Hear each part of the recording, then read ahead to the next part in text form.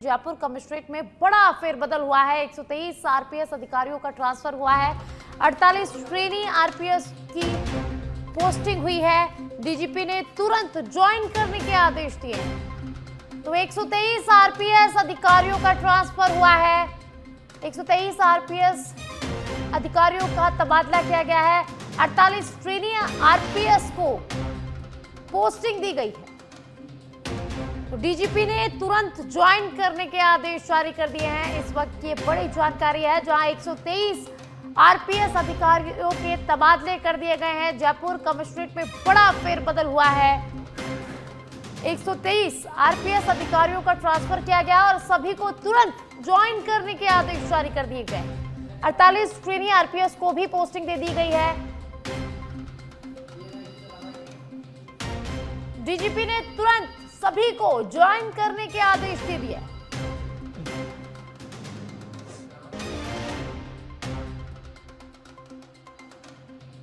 Jaipur commissionerate में बड़ा फेरबदल हुआ है। तो तबादलों का दौर जारी है। एक के बाद एक विभाग में तबादले हो रहे हैं और 123 आरपीएस अफसरों के तबादले किए गए हैं। 48 ट्रेनी आरपीएस को भी पोस्टिंग दी गई है और डीजीपी ने सभी को तुरंत ज्वाइन करने के आदेश जारी कर दिए।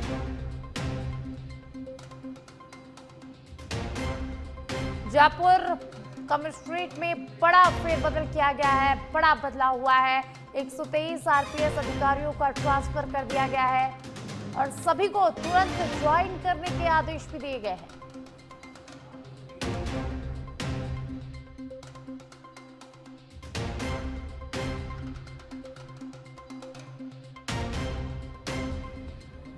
तबादलों की लिस्ट आपके स्क्रीन पर है, जहां 123 आरपीएस अधिकारियों के ट्रांसफर किए गए हैं और इसमें कई बड़े अधिकारी शामिल हैं और इसी के साथ 48 नए ट्रेनी आरपीएस को भी पोस्टिंग दी गई है। तो बड़ा फेरबदल देखने को मिला है। जयपुर कमिश्नरेट में बड़ा बदलाव हुआ है। 123 आरपीएस अधिकारियों का ट्रांसफर किए गए हैं और डीजीपी ने तुरंत ज्वाइन करने के आदेश जारी किए। और ज्यादा जानकारी के लिए संवाददाता राकेश मेरे साथ जुड़ गए, जानकारी उससे लेंगे। राकेश, जयपुर कमिश्नरेट में बड़ा बदलाव हुआ है। 123 आरपीएस अधिकारियों के ट्रांसफर कर दिए गए हैं। तो कौन कौन से अधिकारी इसमें शामिल है, किन अधिकारियों को कौन सी पोस्टिंग दी गई है, क्या कुछ जानकारी? देखिए, डीजीपी राजीव कुमार शर्मा ने देर रात ये तबादला सूची जारी की है, जिसमें 123 आरपीएस अधिकारियों के तबादले किए गए, जिनमें कमिश्नरेट की हम बात करें तो जो एसीपी दीपक कुमार खंडेलवाल है, उनको अब बगरू एसीपी की जगह अब सांगनेर एसीपी की जिम्मेदारी दी गई है। वहीं जयपुर के मालवीय नगर में अब शिव दयाल बलाई को जिम्मेदारी दी गई है। वहीं हम बात करें अब तो जयपुर के अशोक नगर एसीपी की जिम्मेदारी आरपीएस डॉक्टर पूनम को दी गई है। और हम बात करें जयपुर में सहायक पुलिस आयुक्त महिला सेल में नरेंद्र कुमार को लगाया गया है। और जयपुर के अलावा राजस्थान के अलग जिलों में भी तैनाती दी गई है, जिसमें हम बात करें अजमेर की तो अजमेर के केकड़ी में मनोज कुमार गुप्ता को लगाया गया है। वहीं कमिश्नरेट की बात करें तो चोमू में कृष्ण राज जहांगीर को लगाया गया है। जी बहुत बहुत शुक्रिया राकेश इस तमाम जानकारी के लिए। तो जयपुर पुलिस कमिश्नरेट में बड़ा बदलाव हुआ है। 123 आरपीएस अफसरों के तबादले किए गए। भजनलाल कैबिनेट की कल बैठक होगी। 13 अगस्त को फिर कैबिनेट की बैठक बुलाई गई है। सीएमओ में दोपहर 12 बजे कैबिनेट की बैठक होगी। सूत्रों की माने तो कैबिनेट बैठक में अहम फैसले हो सकते हैं। निकाय चुनाव को लेकर सरकार अपने एजेंडे पर चर्चा करेगी। तो 13 अगस्त को कैबिनेट की बैठक होने वाली है। काफी महत्वपूर्ण ये बैठक मानी जा रही है और सूत्रों की माने तो कैबिनेट बैठक में कई अहम फैसले लिए जा सकते हैं और निकाय चुनाव को लेकर सरकार अपने एजेंडे पर इस बैठक में चर्चा करने वाली है। इस वक्त की राजधानी जयपुर से ये बड़ी जानकारी है, जहां बजलाल कैबिनेट की बैठक कल होने वाली है। और ज्यादा जानकारी के लिए पॉलिटिकल एडिटर लाल सिंह फौजदार फोन लाइन पर जुड़ चुके हैं, जानकारी उनसे लेंगे।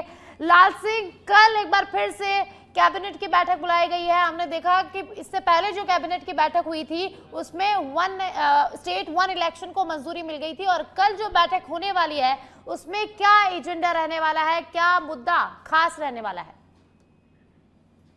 देखिए साक्षी, बहुत ही कम अंतराल में जल्दी कैबिनेट की मीटिंग बुलाना और विधानसभा सत्र से ठीक पहले बुलाना, और जब आचार संहिता लगने वाली हो उससे पहले बुलाना। नगर निकाय और पंचायत राज के चुनाव से ठीक पहले आचार संहिता 19 को लग जाएगी, उससे पहले मीटिंग बुलाना। ये साफ बता रहा है कि सरकार एक बड़े फैसले की तरफ बढ़ रही है, यानी कि अपने एजेंडे को पास कराने की सरकार की पूरी मंशा है। ऐसे में न केवल नगर निकाय और पंचायत राज चुनावों का ध्यान रखा जाएगा, बल्कि जहाँ तक एजेंडे की बात है तो सरकार अपने एजेंडे पे चल रही है। खासकर इस मीटिंग में जो संभावना जताई जा रही है वो यूसीसी को लेकर बड़ा फैसला हो सकता है। और यूसीसी क्योंकि सरकार के एजेंडे में है, केंद्र सरकार की मंशा है, लगातार इस तरह की और भी राज्यों में यूसीसी लागू किया जा रहा है। राजस्थान सरकार ने लगातार इसका मसौदा तैयार किया, ग्राउंड सर्वे रिपोर्ट तैयार की है, पूरे वर्गों से संवाद किया है।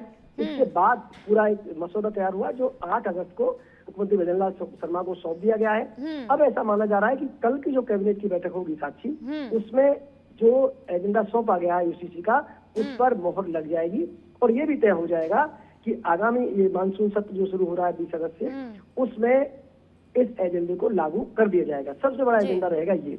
इसके बाद कई अहम फैसले इसमें लिए जा सकते हैं, चाहे वो रोजगार के नए अवसर तैयार करने वाली बात हो, सोलर एनर्जी से जुड़े मामले हो, उद्योगों से जुड़े मामले हो, युवाओं को और कैसे बेहतर उनके लिए सुविधा दी जा सकती है, आगे उनको बढ़ाने के मौके दिए जा सकते हैं, ये तमाम विषय उसमें हो सकते हैं। लेकिन मुख्य जो लग रहा है तुम कह सकते हैं साक्षी, वो है यूसीसी पर फैसला।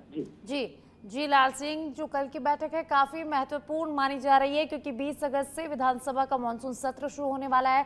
यूसीसी पे कल चर्चा हो सकती है। क्या कल की बैठक में कोई रणनीति बनेगी? कल की बैठक के बाद राजस्थान में निकाय चुनाव को लेकर क्या तस्वीर और ज्यादा साफ हो सकती है? देखिए साक्षी, क्योंकि निकाय की तो तस्वीर लगभग साफ ही है। निकाय पंचायत राज चुनाव निर्धारित समय पर होने तय हो गया है, क्योंकि ओबीसी की रिपोर्ट आ गई है। और आपने देखा पिछले कैबिनेट में जब मीडिया ब्रीफिंग की, उसमें साफ हो गया था कि जो ओबीसी की रिपोर्ट है उस पर कैबिनेट ने मोहर लगा दी है। यानी कि अब नगर निकाय और पंचायत राज चुनाव कराने में कहीं कोई रोड़ा नहीं है, वो चुनाव होने तय है। यही वजह है कि लगातार एक के बाद एक फैसले लिए जा रहे हैं। लेकिन इतने कम समय में बुलाने का एक तात्पर्य, एक तो क्या होता है साक्षी, जब कोई सत्र शुरू होता है विधानसभा का, तो उससे पहले कैबिनेट में उन तमाम विधेयकों पर मोहर लगती है, उन तमाम कानूनों को जो लाएगा उस पर मोहर लगती है।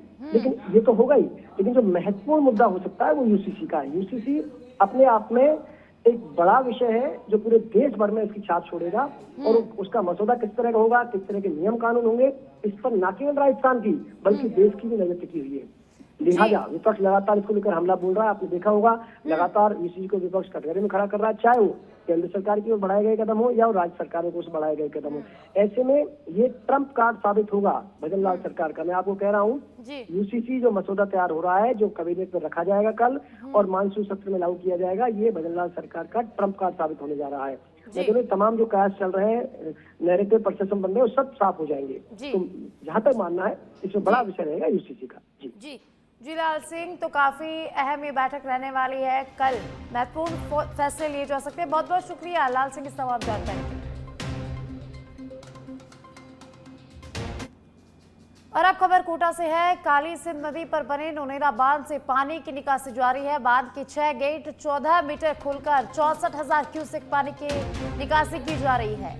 कैचमेंट एरिया में बारिश रुकने पर बांध में पानी की आवक कम हुई है। मंगलवार को पानी की आवक को देखते हुए 18 गेट बांध के खोलने पड़े थे। नोनेरा बांध से करीब 4 लाख क्यूसेक पानी छोड़ा गया था। आज गेट की संख्या कम करते हुए 27 में से 6 गेट ही खोले गए हैं। बांध के कनिष्ठ अभियंता मनोज चौधरी ने जानकारी साझा की है। तो नोनेरा बांध से करीब 4 लाख क्यूसेक पानी छोड़ा गया था कल, और 18 गेट बांध के खोले गए थे। और आज गेट की संख्या कम करते हुए 27 में से 6 गेट खोले गए हैं और पानी की निकासी की जा रही है। बांध के कनिष्ठ अभियंता मनोज चौधरी ने जानकारी साझा की है। तो कोटा से खबर है, काली सिंध नदी पर बने नोनेरा बांध से पानी की निकासी लगातार जारी है। बांध के 6 गेट खोलकर 14 मीटर तक गेट खोलकर 64,000 क्यूसेक पानी की निकासी की जा रही है। कैचमेंट एरिया में बारिश रुकने पर बांध में पानी की आवक कम हुई है, जिसके बाद 6 गेट खोलकर पानी की निकासी की जा रही है। मंगलवार को पानी की आवक को देखते हुए बांध के 18 गेट खोले गए थे। नूनिया बांध से करीब 4 लाख क्यूसेक पानी छोड़ा गया था और आज गेटों में कमी कर दी गई है। 6 गेट खोलकर पानी की निकासी की जा रही है। बारां के शाहबाद कस्बे में मंगलवार शाम को 1.5 घंटे मूसलाधार बारिश हुई और बारिश से नदी नालों उफान पर आ गए हैं। इसके कारण नरिया मोहल्ले के कई घरों में पानी घुस गया। लोगों के घरों के बाहर से नदी की तरह पानी बहने लगा। वहीं तेज बारिश से लोगों को राहत भी मिली है, तो वहीं जलभराव के कारण लोगों को परेशानी हुई है। सड़कों पर 1 फीट तक पानी जमा हो गया है। नरिया मोहल्ले में स्थिति और गंभीर हो गई है। स्थिति यहां पर गंभीर दिखाई दे रही है, जहां 3 फीट तक पानी भर जाने से कई घरों में पानी घुस गया है। मूसलाधार बारिश के चलते क्षेत्र के नदी नाले उफान पर आ गए हैं। कई तालाब भी लबालब हो गए हैं। हालांकि लोगों को गर्मी से थोड़ी राहत मिली है, लेकिन लोगों की परेशानी यहां पर बढ़ गई है। लोगों के घरों में पानी घुस गया है, जिससे लोग परेशान हैं।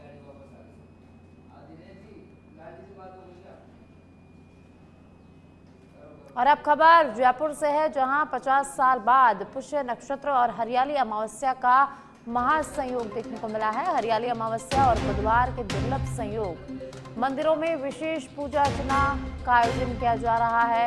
मोती डूंगरी गणेश मंदिर में महाअभिषेक हुआ है। 151 किलो दूध और पंचामृत से भगवान गणेश का महाअभिषेक हुआ है। गणपति सहस्रनाम से 1008 मोदक अर्पित किए गए हैं। भगवान गणेश जी को खीर का भोग लगाया गया है। नवीन पोशाक और फूल बंगले में विराजमान हुए गणपति बप्पा। परकोटा गणेश मंदिर में 101 किलो दूध से अभिषेक किया गया है। 108 मोदक की हवन में आहुति दी गई है। नहर के गणेश मंदिर में शाम को 251 दीपकों से महाआरती हुई।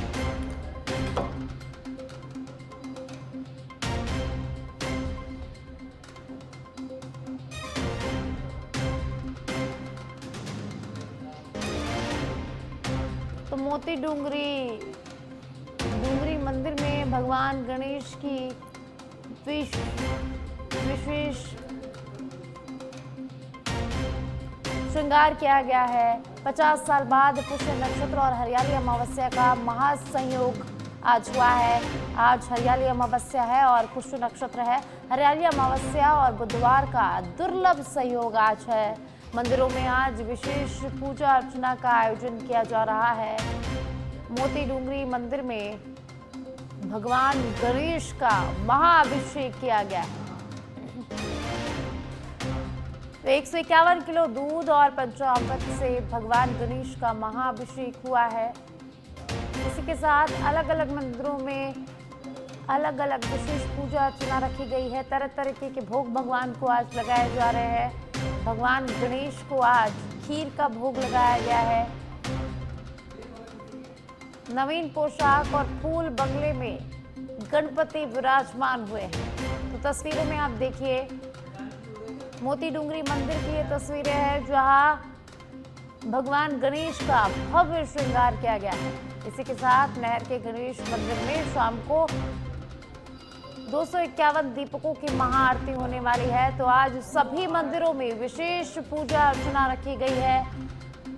तरह तरह का भोग आज भगवान को लगाया जा रहा है। इसी के साथ सुंदर आकर्षक श्रृंगार भगवान का किया जा रहा है।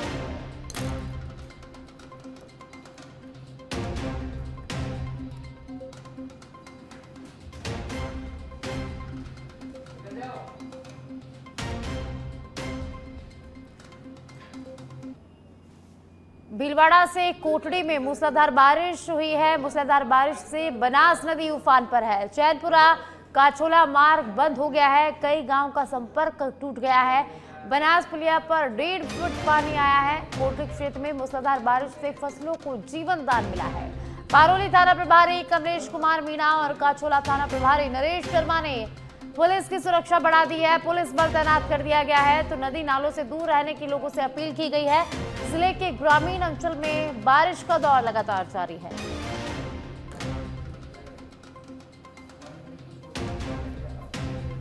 तो भीलवाड़ा के कुटकी से खबर है, जहां भीलवाड़ा कुंडी में मूसलाधार बारिश का दौर जारी है और बारिश से फसलों को जीवन दान मिला है और पुलिया पर जलस्तर बढ़ गया है और पुलिया पर सुरक्षा के मद्देनजर पुलिस बल तैनात किया गया है।